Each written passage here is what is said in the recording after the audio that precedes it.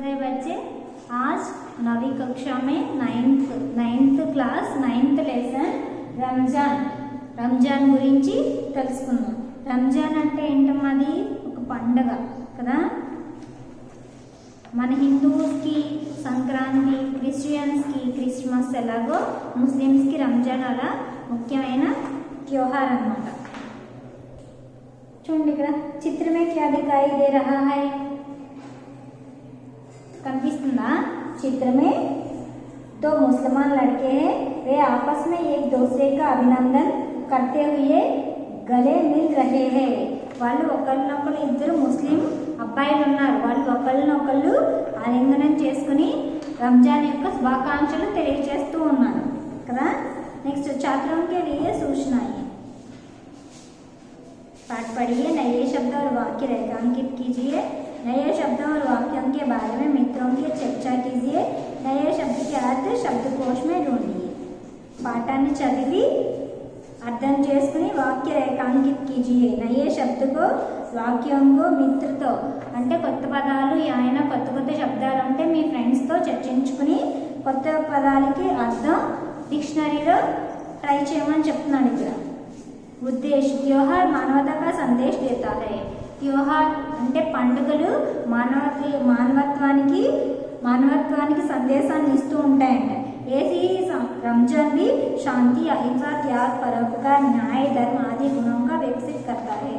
రంజాన్ కూడా ఒక సందేశాన్ని ఇస్తుంది। ఏంటది? శాంతి, అహింస, త్యాగము, పరోపకారము, న్యాయ, ధర్మ ఆది మిగిలినటువంటి గుణాలు వికసింపజేస్తుంది।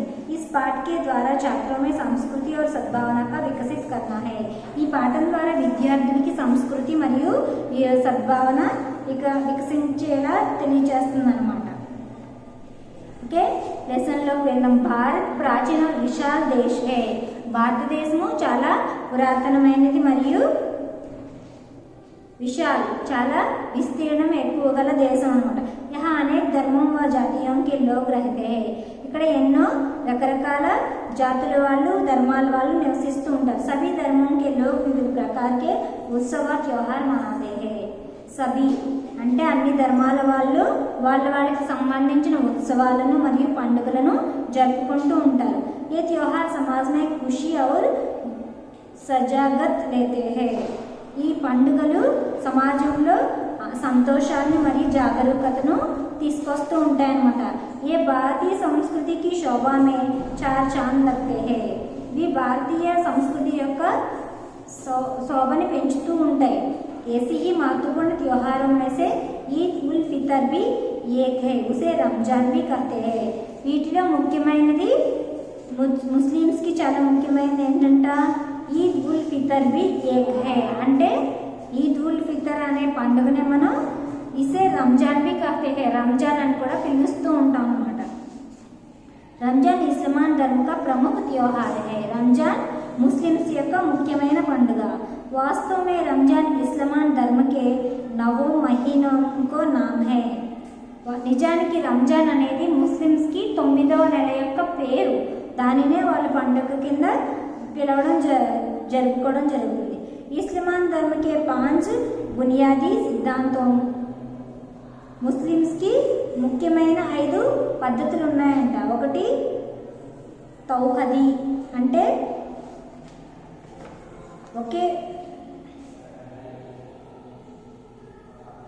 తౌహదీ అంటే ఒకే దేవుని యందు విశ్వాసం ఉంచడం। నమాజ్ అంటే ప్రార్థన, రోజా అంటే ఉపవాసాలు, జకాతా అంటే దానాలు చేయడము, హజ్ మే తీసరా సిద్ధాంత్ రోజ్ హే। ఈ 5 కూడా రోజా, హజ్ అంటే యాత్ర, హజ్ యాత్రకి వెళ్ళారని చెప్పుకుంటారు కదా, అది మే తీసరా సిద్ధాంత్ రోజా హే। వీటిలో మూడవదైనటువంటి రోజా అంటూ ఉపవాసాలు। ఇసే రంజాన్ కే మహీనే మే ఆదా కియా జాతా హై। ఈ మూడవదైనటువంటి ఉపవాస ప్రార్థనలు రంజాన్ నెలలో స్టార్ట్ చేస్తారన్నమాట। యహా ఇబాదతే వ బరకతోं का మహీనా హై। ఇది ప్రార్థనలు మరియు సంపదల యొక్క పండుగ అన్నమాట। యహా మానా జాతా హై కి ఇసి మహీన్ మే పవిత్ర గ్రంథ ఖురాన్ ఏ షరీఫా నాజిల్ హువా హై। ఈ నెలలో ఈ నెలలో పవిత్రమైన గ్రంథం, వాళ్ళకి పవిత్రమైన గ్రంథం ఏంటి? ఖురాన్ షరీఫా, అది వాళ్ళకి ఆ రంజాన్ నెలలోనే నజీల్ హువా, అవతరించిందనమాట. इस्लामी महीन चांद के निकलने से शुरू होता है. इस्लाम మహీనా చాంద్కే నికల్నే అంటే ఈ ముస్లిమ్స్ ఇస్లాం నెల అంటే ఈ రంజాన్ నెల చంద్రుడిని చూసినప్పుడు స్టార్ట్ చేస్తారు. రంజాన్ కా చాంద్ నికల్నే పర్ ఇస్కి సూచన వివిధ ప్రకార సే दी जाती है. రంజాన్ నెలలో చంద్రుడు కనిపించకపోతే దాని యొక్క ప్రభావం వివిధ రకాలుగా వాళ్ళు ఇవ్వబడుతుంది, వివిధ రకాలుగా సూచనలు ఇవ్వబడతాయి. రంజాన్ మాస్ కి సూచన మిల్తే హీ ముస్లిమాన్ బాయి రోజోं की तैयारियां में लग जाते हैं.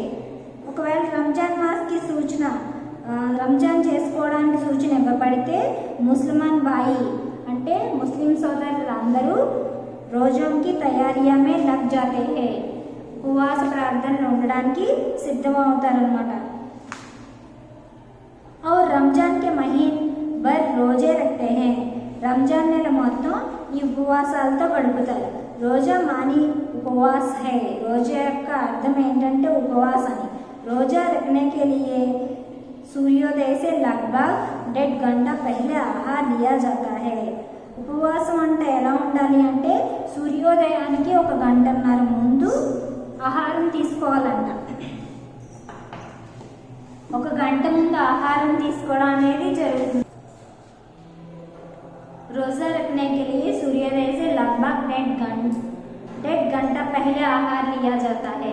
ఈ ఉపవాస దీక్ష చేయాలి అంటే సూర్యోదయానికి గంటన్నర ముందే ఆహారాన్ని తీసుకొని రెడీగా ఉండాలి. ఇసే సహరీ कहते हैं. దీనిని సహరీ అని అంటాం అన్నమాట.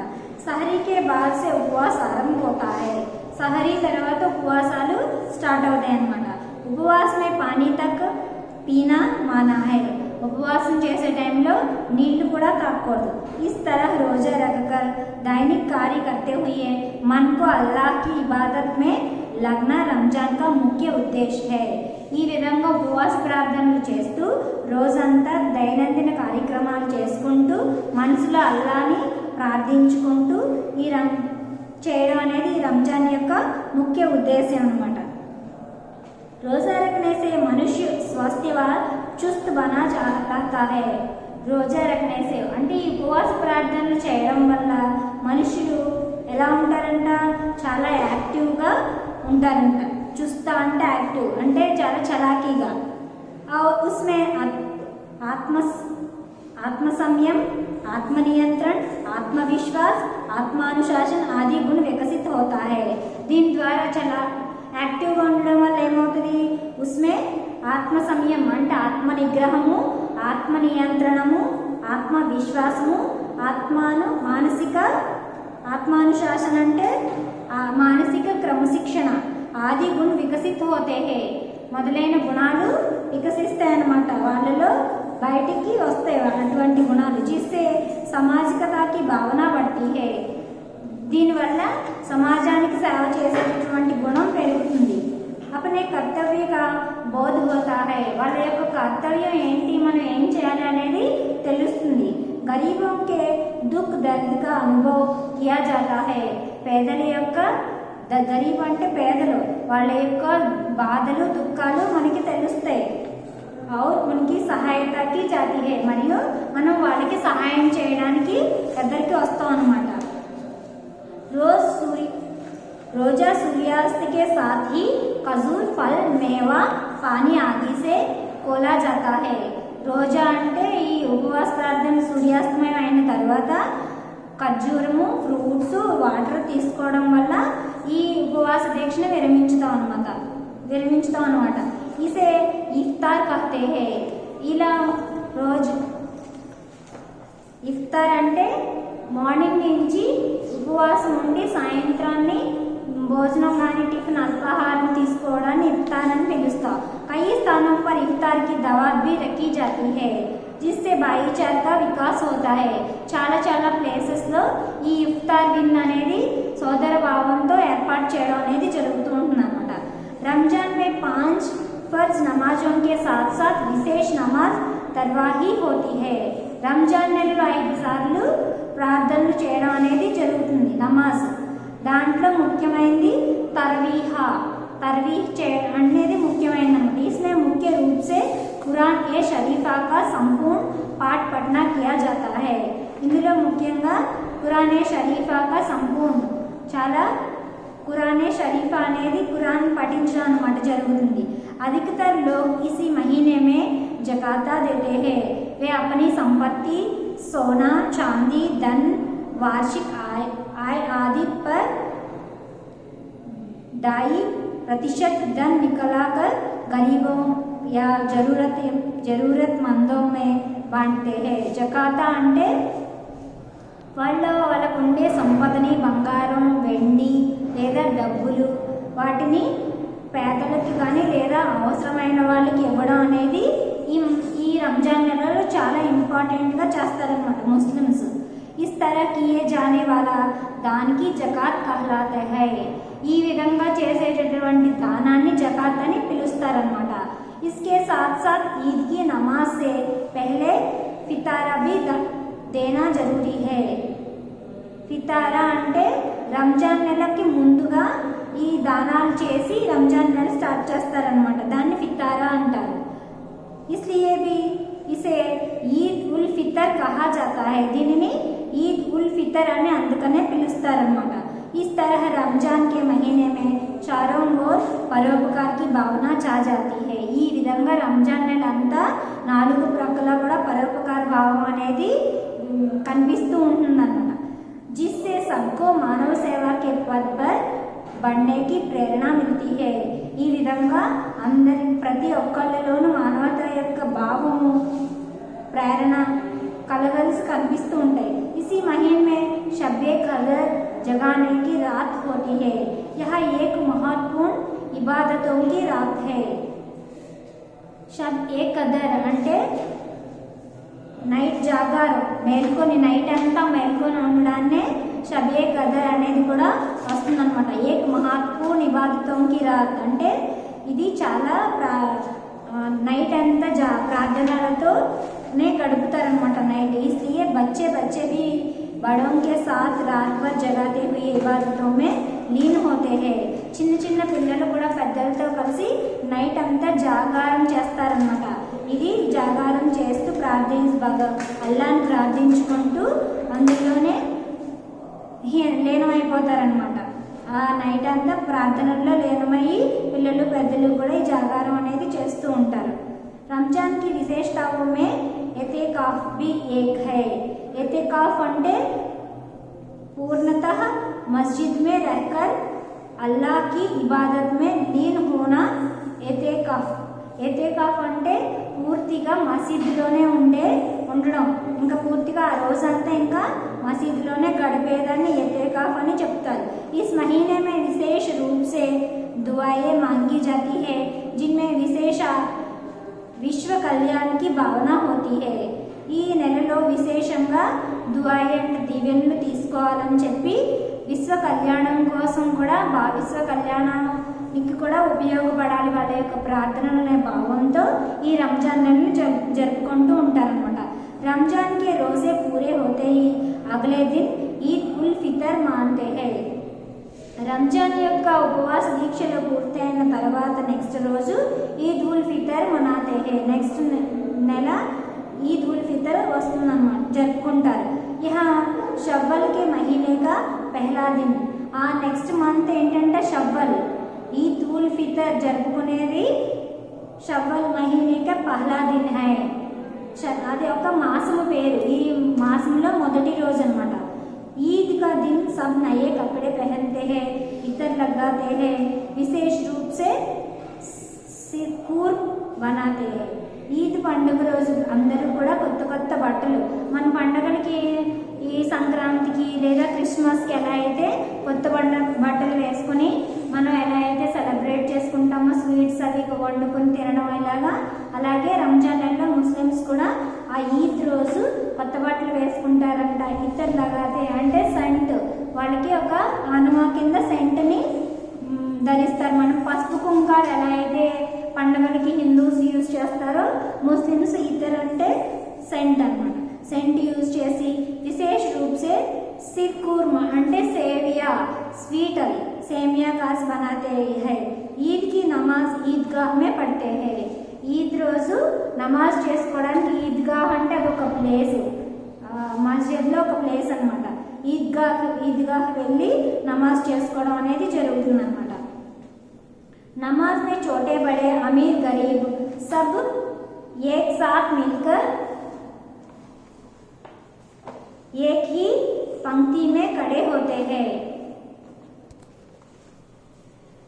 नमाज में छोटे बड़े अमीर गरीब सब एक साथ मिलकर एक ही पंक्ति में खड़े होते हैं। नमाज టైంలో పిల్లలు పెద్దలు పేదలు ధనవంతులు అనే భేదం లేకుండా అందరూ ఒకే లైన్లో నిలబడి చక్కగా నమాజ్ చేస్తారనమాట। యహ దృశ్య देखने लायक होता है। ఆ దృశ్యాన్ని చూడడానికి చాలా బాగుంటుందంట। इसके बाद एक दूसरे के गले मिलते ये ईद मुबारक कहते हैं। ఆ నమాజ్ అయిన తర్వాత ఒకరినొకరు ఆలింగనం చేసుకుని ఈద్ ముబారక్ చెప్పుకుంటారనమాట। इस खुशी में विविध धर्मों के लोग भी भाग लेते हैं। ఈ ఖుషి ఈ ఆనందంలో వివిధ ధర్మాల కంటే మన హిందువులు కూడా వెళ్ళి అందులో భాగంగా చక్కగా అక్కడ ఈద్ శుభాకాంక్షలు చెప్పడం అనేది జరుగుతూ ఉంటుందన్నమాట। ईद की शुभकामनाएं देते हैं। इस तरह धार्मिक सद्भावना से वहाँ के वातावरण की शोभा और भी बढ़ जाती है। ఇలా వివిధ జాతుల వాళ్ళు కూడా అక్కడ ఈద్ని సెలబ్రేట్ చేసుకుంటూ ఒకళ్ళనొకళ్ళు శుభాకాంక్షలు తెలియచేసుకుంటూ ఉండడం అనేది మన యొక్క భారతదేశం ఎక్కడైతే ఇది సెలబ్రేట్ చేసుకుంటారో ఆ ప్లేసు చాలా శోభాయమానంగా కనిపిస్తూ ఉంటుందంట। రంజాన్ ధార్మిక పర్వ హోతే హుయే రంజాన్ ధార్మిక పండుగ भी सामाजिक दृष्टि से महत्वपूर्ण है। కానీ సమాజం దృష్టిలో చూస్తే ఇది చాలా గొప్ప పండుగ అన్నమాట। यह शांति अहिंसा त्याग परोपकार न्याय धर्म आदि गुणों का विकसित करता है। దీని ద్వారా సందేశం ఏమొస్తుంది? శాంతి అహింస త్యాగము మరియు పరోపకారము న్యాయం ధర్మం ఆది గుణం కా వికసిత్ करता है। మొదలైనటువంటి గుణాలు వికసిస్తూ ఉంటాయి। हमें मानवता के पद पर बढ़ने की प्रेरणा देता है। మనం మానవత్వ మార్గంలో పయనించడానికి ఒక ప్రేరణ అనేది ఇస్తుందన్నమాట ఈ పండుగ। उपवासों का यह पावन पर्व में हमें सद्भावना के सूत्र में बांधकर मानव कल्याण का संदेश देता है।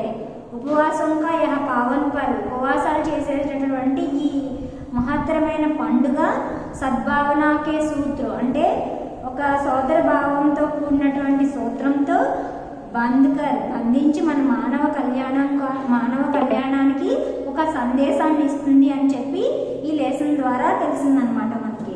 హిందువులు ముస్లిమ్స్ క్రిస్టియన్స్ అనే భావం లేకుండా అన్ని జాతుల వాళ్ళు కూడా వెళ్ళి ఈ ఈద్ రోజు ఒకరికొకరు శుభాకాంక్షలు తెలియజేసుకోవడం నిజంగా చెప్పుకోదగ్గ విషయమే కదా। అందుకని ఇది లోక కళ్యాణానికి కూడా ఉపయోగపడే పండుగ అని చెప్పి చెప్తున్నారనమాట। ఓకే చిల్డ్రన్, లెసన్ బాగా అర్థమైంది కదమ్మా। Thank you children.